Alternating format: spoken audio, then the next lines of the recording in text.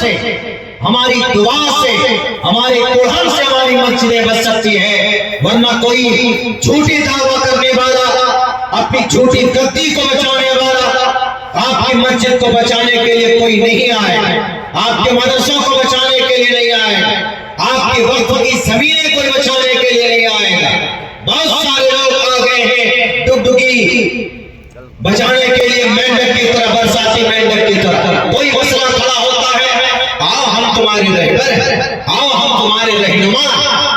रहबर रहनुमा है दोनों जवान सुप्रीम कोर्ट के अंदर जिनकी सुनवाई नहीं हो रही। उमर खालिद फर्जिल इमाम खुले लफ्जों में, वाज़ेह लफ्जों में बोल रहा हो, मेरी तकरीर रिकॉर्ड हो रही।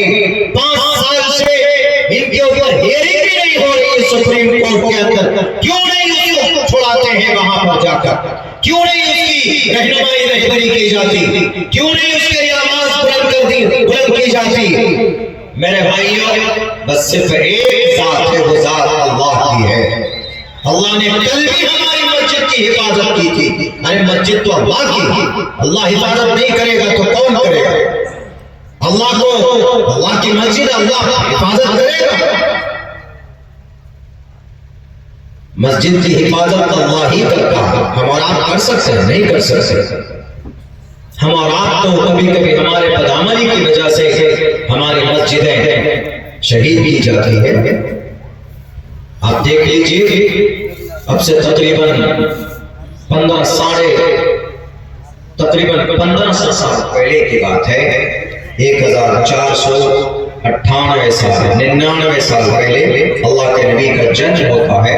अल्लाह के नबी की पैदाइश से पहले, पैदाइश से 50 दिन पहले, 50 डेज एगो, 50 दिन पहले अल्लाह के नबी के एक जालिम बादशाह आया था। जैसे आजकल बुलडोजर चल रहा, उस वक्त के बुलडोजर का नाम था महमूद। अबरहा का हाथी। सीरत की किताबों में, तफसीर की किताबों में, तफसीर इब्न कसीर ने इसकी ये वजाहत पेश की है कि उस वक्त किसी भी बिल्डिंग को तोड़ना हो, किसी भी अतिक्रमण को हटाना हो, तो जो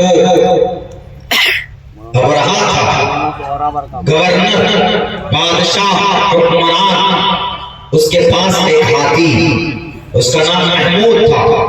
वो इतनी ताकत का मालिक था वो हाथी कि अगर वो किसी 3 मंजिला बिल्डिंग पर उसकी सुतून से बांध कर, उस पर रस्सी से बांध गए तो वो आराम से चलता था। पूरी बिल्डिंग गिर जाती थी, उसको कोई फर्क नहीं पड़ता था। इतनी ताकत का मालिक। अबरहा ने पूरी कोशिश की काबतुल्लाह को ढाने की, गिराने की, शहीद करने की, लेकिन क्या अंजाम हुआ? पढ़िए उसका अंजाम सूरह फील के अंदर। अलम तरा कैफ फअल रब्बुका बिअस्हाबिल फील अलम यजअल कैदहुम फी तज़लील व अरसल अलैहिम तयरन अबाबील तरमीहिम बिहिजारतिन मिन सिज्जील फजअलहुम कास्फिन माकूल। कास्फिन माकूल का मतलब समझते हैं? हम लोग जैसे गाय, बैल, भैंस को चारा देते हैं, वो भूसी देते हैं, उसमें पानी वानी डालकर, तो खाने के बाद वो आधा बचा उसके मुंह के तरफ से निकलता है या इधर उधर फेंक देता है। खाए हुए भूसा जिसको बोलते हैं कि कचरा होकर उठा के फेंक दो, तो वैसे खाए हुए भूसे के मालिक अल्लाह ने किया था किसके गुरूर को? अबरहा के गुरूर को। जब तक अल्लाह मदद कर सकता है तो क्या आज अल्लाह आज हमारी मस्जिद की हिफाजत नहीं कर सकता? लेकिन शर्त यह है, उस वक्त मदद कैसे आई थी? मैं वो बात आपके सामने पेश करना चाहता हूं, उसके बाद मैं अपनी बात आगे बढ़ाऊंगा।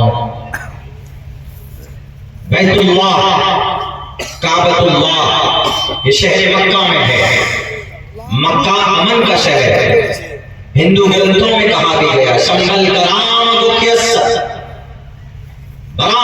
जैसा कि अभी दिल साहब ने कहा कि अल्लाह के नबी के घराने से बढ़कर कोई घराना नहीं, इसमें कोई शक नहीं है। संस्कृत में भी है ऊंचे खानदान, उनसे बड़ा कोई खानदान नहीं था। इज्जत सरदारी वही थी। उस वक्त का अल्लाह के नबी के जन्म से 50 दिन पहले की बात है। काबतुल्लाह की तवाफ के लिए, हज के लिए बहुत दूर दूर से लोग आते थे कि चलो काबतुल्लाह के लिए चलें। तो ये चीजें अबरहा को उसने कहा कि अरे भाई यमन में लोग क्यों नहीं आते, काबतुल्लाह जाते थे, चलो यहाँ पर भी उनसे ज्यादा खूबसूरत बिल्डिंग बनाए, उनसे ज्यादा खूबसूरत बिल्डिंग बनाई गई। कनीसा नाम का सोने और चांदी का इस्तेमाल किया गया, बस और कुछ नहीं। सोने और चांदी की ईंट, सोने और चांदी ही के जरिए से उसकी दीवार सजाकर बनाई गई। इतनी ऊंची बिल्डिंग बनाई गई यमन में कि आदमी अगर सर उठाकर देखता उसकी टोपी सर से गिर जाती थी। खूबसूरत भी। तो अरब के एक आदमी को पता चला कि ऐसा ऐसा अब्राहा ने किया, वो काबतुल्लाह को पोजीशन में बनाया इसको घटाने के लिए, इसके मकाम मर्तबा को घटाने के लिए। चलो चला जाकर कुछ करते हैं। गया, एक मन चला था, जाकर के उसके अंदर, उस कनीसा के अंदर में गंदगी कर दी। अब्राहा को पता चला कि अरब से आया हुआ एक अरबी ने ऐसा किया है। उसी दिन ये तय किया अब्राहा ने कि अब मैं काबतुल्लाह को नहीं छोड़ूंगा, उस बैतुल्लाह को मिट्टी में मिला दूंगा। जैसे आज एक लाल मुजक्कर बोलता है कि मिट्टी में मिला देंगे, उसी इरादे का, उसी आज़म का और उसी सोच का अब से 1450 साल 1500 साल पहले भी एक बादशाह गुजरा अब्राहा। उसने कहा कि चलो बुलडोजर लो, कई सौ घोड़े, कई सौ हाथियों की पूरी फौज लेकर, उनमें एक सबसे बड़ा ताकतवर हाथी महमूद नामी हाथी को आगे लेकर निकलता और पूरी इस इरादे के साथ कि बैतुल्लाह को कोई नहीं बचा पाएगा, इसलिए कि मुझसे बड़ा कोई ताकतवर नहीं है, मुझसे बड़ा मेरे सामने में कोई टिक नहीं सकता। उस वक्त ईमान वाले की ताकत क्या थी आपको मालूम है?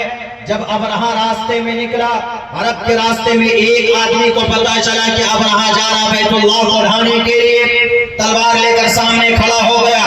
एक आदमी है, ईमान वाला है, उस वक्त दीन इब्राहिमी पर ईमान रखते थे, उस वक्त बरहक शरीयत इब्राहिम अलैहिस्सलाम की थी, उस वक्त दीनदार और अच्छे लोग भी पाए जाते थे। वाला बात है कि बुत प्रस्तों का कब्जा था, वो लोग अक्सरियत में थे, लेकिन वो एक तन्हा मर्द तलवार लेकर सामने खड़ा होता है और अब्राहा से कहता है कि अब्राहा तो मुझसे मुकाबला कर, तब तू यहाँ से आगे बढ़ेगा। मुकाबला किया, बेचारा शहीद हो गया, अकेला तन्हा खड़ा हुआ, शहीद हो गया। और आगे बढ़ा, एक आदमी और मिला, इसी जज्बे के साथ, इसी ताकत के साथ, वो भी बेचारा शहीद हो गया। बैरक पहुंचता है अब्राहा अपने लाओ लश्कर लेकर शहर मक्का के बाहर, जहां पर ऊंट सब बंधे हुए थे, घोड़े बंधे हुए थे, बकरियां बंधी हुई थी, उन सब पर कब्जा कर लिया। और अब्राहा ने कहा कि भेजो, अपने शहर के मुखिया को भेजो। अब्दुल मुत्तलिब आए। अब्दुल मुत्तलिब कौन है? नौजवान। बहुत से नौजवानों को मालूम नहीं है सलमान खान के बिग बॉस का कब एपिसोड लॉन्च हो रहा है ये बता देंगे, लेकिन अल्लाह के नबी का नाना का नाम नहीं मालूम, दादा का नाम नहीं मालूम, आपके कितने बेटे नहीं मालूम, कौन सा हीरो कब लॉन्च हो रहा है, कौन किसका बेटा है, ये सब हमारे नौजवानों को मालूम है। आपको, हमको अपनी शरीयत से ज्यादा मोहब्बत होनी चाहिए। अब्दुल मुत्तलिब अल्लाह के नबी का दादा अब्राहा के सामने आते, दीनदार, शरीफ और सरदार, अल्लाह की जात पर यकीन कामिल, और अब्राहा के सामने अब्राहा से कहते, अब्राहा मेरे 200 ऊंट पर तुमने कब्जा किया, मुझे दे दो। उन्होंने कहा कि ऊंट बचाने की बात कर रहे हो, मैं तो तुम्हारे बैतुल्लाह बनाने आया हूं, तुम्हारी मस्जिद आने आया, बुलडोजर लेकर आया, और तुम ऊंट की बात कर रहे हो, तुमको तो मस्जिद छुड़ाने की बात करनी चाहिए ना। जैसे आजकल कुछ मसनूई कौम के डुप्लीकेट कायद कौम की हमदर्दी लेने के लिए बोलते हैं कि हम तुम्हारे मदरसों हम तुम्हारी मस्जिद को बचाएंगे। यही लोग सबसे ज्यादा सौदा करते हैं। भारत में 9.5 लाख वक्फ की जमीन है, 4.5 लाख जमीन वक्फ बोर्ड में रजिस्टर है। उनमें से आधी जमीन बेचने वाला हिंदू नहीं है, इस देश का मुस्लिम बड़े बड़े नेता है। इनकी पेट फाड़ कर देखिए, 3-3, 4-4 हजार करोड़ रुपए की प्रॉपर्टी बेचकर बैठा हुआ है और लोगों के सामने माइक लेकर खड़े होकर बोलता है कि हम तुम्हारे वफादार। इन्हीं मुनाफिकों की वजह से हमारी मस्जिदें और हमारे मदरसे नरमे में, इन्हीं नालायकों की वजह से, इस उम्मत की गुनाह की वजह से, हमारे और आपकी गुनाह की वजह से अल्लाह जालिमों को मुसल्लत करता है। तलाक के ऊपर कानून बना किनकी वजह से? हम मुसलमानों के तलाक का मिसयूज करने की वजह से। वरना क्या मोदी नहीं जानता कि बेटे का सम्मान तलाक के ऊपर कानून बनाने से नहीं होगा?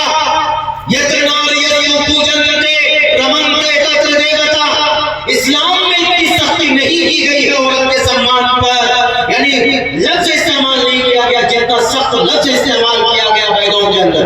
यत्नारे पूजन्ते रमन्ते तत्र देवता तत्र दास्तुन पूजन्ते न रमन्ते न तत्र देवता अधे शशमोपरि संतराम पादकोहर त्रिशतशोदश वर्षा भार्गव विंदे नगरिका विंशति वर्षा वा सप्रा वर्षा वा पूजा। ये लफ्ज इस्तेमाल हुआ औरत के सम्मान, लेकिन नहीं, क्यों? हम लोगों ने तलाक का मिसयूज किया, गलत इस्तेमाल किया। मिस्टर मोदी को मौका मिल गया कानून बनाने, हमारे प्रधानमंत्री जी, हम मौका देते हैं। अब्दुल मुत्तलिब ने कहा कि अब्राहम, ये जो 200 ऊंट पर तुमने कब्जा किया, इसका मालिक मैं।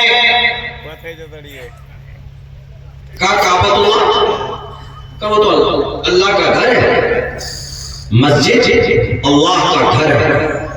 इन्ना हब्बल बिलादी इलल्लाहि मसाजिदुहा व बग़ज़ुल बिलादी इलल्लाहि अस्वाक़ुहा। मस्जिद अल्लाह का घर है, वो अल्लाह का घर है, अल्लाह जानेगा। ये ऊंट का मालिक मैं हूं, मैं लड़ूंगा इससे। कहा कि अच्छा, तुम जंग नहीं करना चाहते? कहा नहीं, हम जंग नहीं करेंगे, आपको जो करना हो कीजिए। बाकी अब्राहम, मुझे अल्लाह की जात पर भरोसा है, अल्लाह का घर है, अल्लाह जरूर अपने घर की हिफाजत करेगा। तुमको मिटाना है, गिराना गिराओ, लगाओ तुम बुलडोजर। ये कहकर काबतुल्लाह के पास आया और वहां पर दुआ की, काबतुल्लाह के गिलाफ को पकड़ करके, अल्लाह ये जालिम है, तेरे घर को गिराना चाहता है, हम कमजोर हैं, हम इसके सामने में मुकाबला नहीं कर सकते, इसके सामने खड़े नहीं हो सकते, इसलिए इसके सामने में बुलडोजर है, इसके सामने में ताकत, इसके सामने में ईडी, इनकम टैक्स, इसके सामने में सारे यंत्र तंत्र है। आपकी जुबान में हम कुछ नहीं कर सकते, लेकिन ये अल्लाह, तुझसे बड़ा ताकतवर कोई नहीं है। बस तुझसे दुआ करता हूं, इस घर की आसमान को बचा ले, इस घर को बचा ले। इतना कहकर टोटल मक्का वासियों से कहा कि निकल जाओ, शहर खाली कर दो।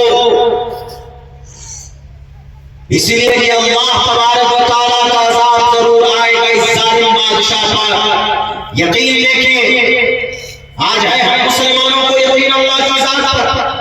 आज कोई परेशानी होती है तो डायरेक्ट मुखिया जी के पास, कोई परेशानी आती है तो डायरेक्ट एमएलए साहब के पास, कोई दिक्कत आती है तो डायरेक्ट पुलिस वाले के पास। सबसे बड़ा मुखिया, सबका पालनहार अल्लाह है।